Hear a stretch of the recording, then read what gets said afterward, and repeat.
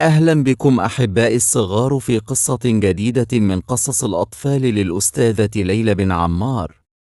قصة اليوم لنبي الله يونس عليه السلام. بعث يونس عليه السلام إلى أهل نينوى بالعراق، فدعاهم إلى توحيد الله وترك عبادة الأصنام. واجه القوم دعوته بالرفض والاستكبار، وبعد سنوات من المحاولة ضاق يونس ذرعا بإصرارهم على الكفر، فخرج من مدينتهم غاضبا دون أن ينتظر إذن الله، متوعدا إياهم بوقوع العذاب بعد 3 ليال. بعد رحيل نبيهم رأى أهل نينوى نذر العذاب تقترب، فوقعت التوبة في قلوبهم.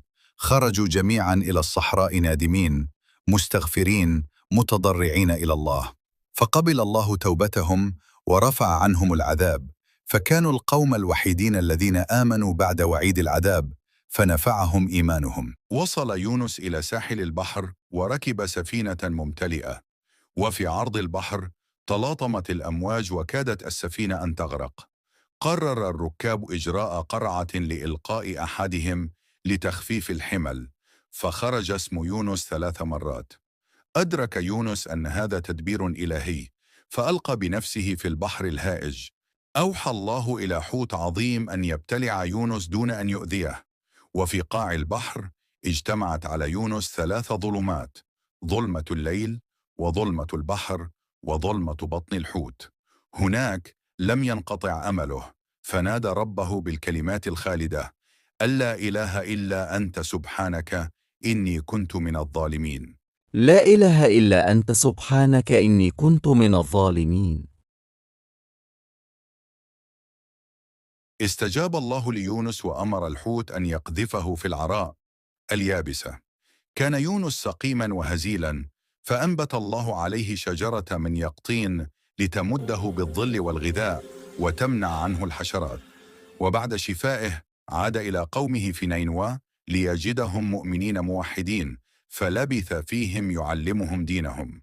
العبرة هي أن الصبر وعدم اليأس مفتاح الفرج، وأن الالتجاء لله بالذكر والاعتراف بالخطأ في أشد الأزمات ينجي العبد من المحال ويفتح له أبواب الرحمة. أتمنى أن تكون القصة قد نالت إعجابكم أعزائي الصغار. إلى اللقاء في حلقة جديدة وقصة جديدة. وذا النون إذ ذهب مغاضبا فظن أن لن نقدر عليه فنادى في الظلمات أن لا إله إلا